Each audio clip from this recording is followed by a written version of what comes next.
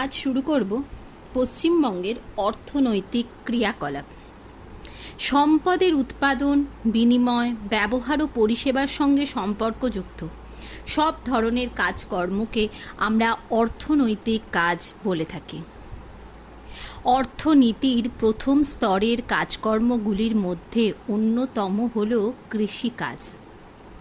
দ্বিতীয় স্তরের কাজকর্মের মধ্যে অন্যতম হল শিল্প। তৃতীয় ও অন্যান্য ক্ষেত্রের অন্তর্গত কার্যাবলীগুলি, যেগুলির মধ্যে পশ্চিমবঙ্গে রয়েছে পর্যটন, এবং চতুর্থ স্তরের অর্থনৈতিক ক্রিয়াকলাপের মধ্যে রয়েছে তথ্য প্রযুক্তি শিল্প। পশ্চিমবঙ্গের অর্থনীতি মূলত কৃষি নির্ভর। পশ্চিমবঙ্গের জলবায়ু ক্রান্তীয় মৌসুমি প্রকৃতির। শুধু তাই নয়, এখানকার জলবায়ু, এখানকার প্রাকৃতিক পরিবেশ, ভূমিরূপ, মৃত্তিকার অবস্থান এবং বিভিন্ন পরিবেশগত বৈশিষ্ট্যের ভিত্তিতে এই রাজ্যে কৃষির কিছু উল্লেখযোগ্য বৈশিষ্ট্য লক্ষ্য করা যায়, যার মধ্যে প্রথম মৌসুমি বৃষ্টিপাত নির্ভর কৃষিকাজ। পশ্চিমবঙ্গ যদিও কৃষি নির্ভর একটি রাজ্য, তথাপি একথা বলা যায় যে পশ্চিমবঙ্গে সর্বাধিক কৃষিকাজ সম্পন্ন হয় কিন্তু বর্ষাকালে। গ্রীষ্মের প্রচণ্ড দাবদাহের পর যখন দক্ষিণ পশ্চিম মৌসুমি বায়ু ভারত তথা পশ্চিমবঙ্গে এসে প্রবেশ করে, তখন সারা ভারতবর্ষের মতো পশ্চিমবঙ্গেও প্রচুর বৃষ্টিপাত ঘটায়। আর সেই বৃষ্টিপাতকে কাজে লাগিয়ে এই সময় যে ফসল চাষ হয় তাকে খারিফ ফসল বলা হয়। মৌসুমি বায়ুর প্রভাবে এই রাজ্যে মূলত দেখা যায় যে গ্রীষ্মকাল আর্দ্র এবং শীতকাল শুষ্ক। তাই গ্রীষ্মকালে বৃষ্টিপাতের পরিমাণ বেশি হওয়ায় সেই বৃষ্টিপাতকে কাজে লাগিয়ে সর্বাধিক চাষাবাদ লক্ষ্য করা যায়। তবে অন্যান্য ঋতুতেও কিন্তু চাষাবাদ হয়। সেক্ষেত্রে জলসেচকে নির্ভর করে চাষ কার্য করা হয়। যেমন ডিসেম্বর ফেব্রুয়ারি মাসে যে সমস্ত ফসলে জলের পরিমাণ কম লাগে বা জলসেচ করে যে সমস্ত ফসল চাষ করা সম্ভব, সেই ধরনের ফসল গম, যব, সর্ষে এই ধরনের রবি ফসল চাষ করা হয়।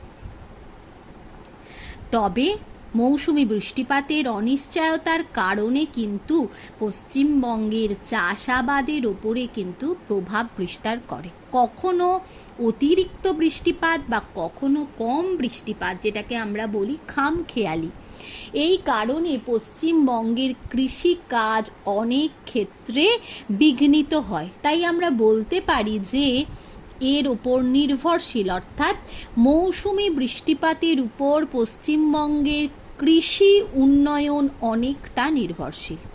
এরপর আসি প্রগাঢ় কৃষির প্রাধান্য।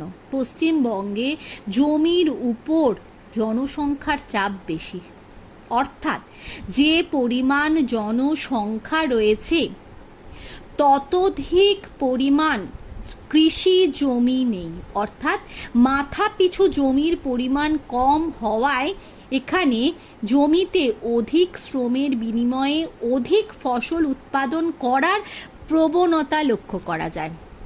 কারণ চাহিদা মেটাবার জন্য প্রয়োজন অতিরিক্ত খাদ্যশস্যের, আর সেই শস্য যেহেতু খুব স্বল্প জমি থেকেই উৎপাদিত হয়, অর্থাৎ জনসংখ্যা বেশি, জমিতে উৎপাদিত ফসলের পরিমাণ তুলনামূলক কম, তাই দেখা যায় যে অধিক ফসল উৎপাদন করার একটা প্রবণতা।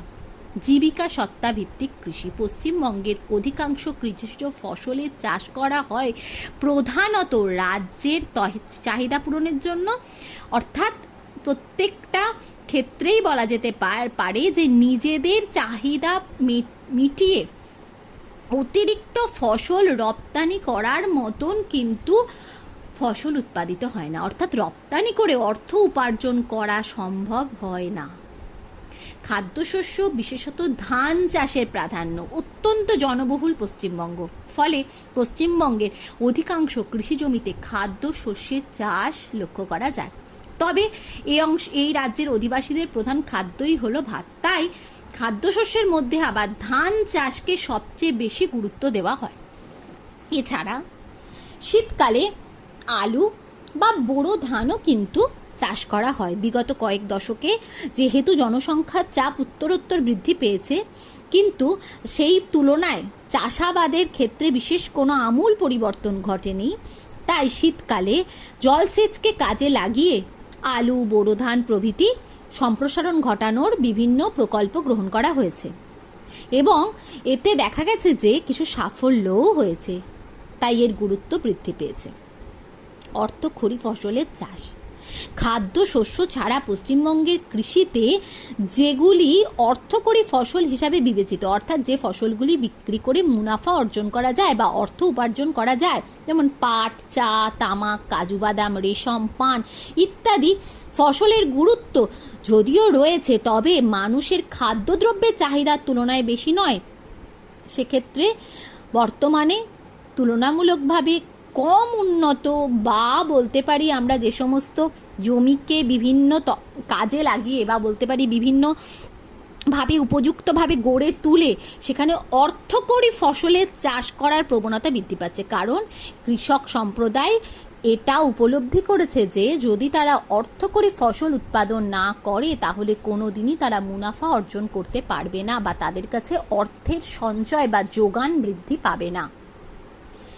এছাড়া ফসল উৎপাদনের সাথে মৎস্য চাষ ও গবাদি পশু, হাঁস, মুরগি প্রতিপালন, যেটাকে বলা হয় মিশ্র কৃষি। এতদিন এই কৃষি ব্যবস্থা কেবলমাত্র বিদেশেই প্রচলিত ছিল, তবে বর্তমানে আমরা আস্তে আস্তে উন্নতির পথে অগ্রসর হচ্ছি। সেই কারণে এখন মিশ্র কৃষি কিছুটা আমাদের দেশেও প্রবেশ করেছে, সেই সঙ্গে আমাদের রাজ্যেও।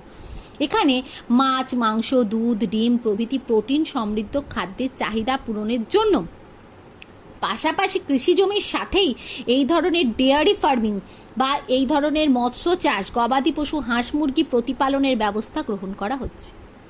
এবং সর্বোপরি সবুজ বিপ্লবের প্রভাব। পাঞ্জাব, হরিয়ানার মতো পশ্চিমবঙ্গেও কিন্তু আধুনিক পদ্ধতিতে চাষ করার ফলে উৎপাদন কিন্তু বহুগুণ বৃদ্ধি পেয়েছে। এই অবস্থা রাজ্যের বিভিন্ন ক্ষেত্রে সম্প্রসারিত হয়েছে এবং পশ্চিমবঙ্গের কৃষি ক্ষেত্রে একটা আমূল পরিবর্তন আনতে সমর্থ হয়েছে। তাহলে আমরা প্রথমে পশ্চিমবঙ্গের কৃষির বৈশিষ্ট্য সম্পর্কে একটা ধারণা লাভ করলাম। এরপর যেটা নিয়ে আলোচনা করব তা হলো পশ্চিমবঙ্গের প্রধান কৃষিজ ফসল ধান।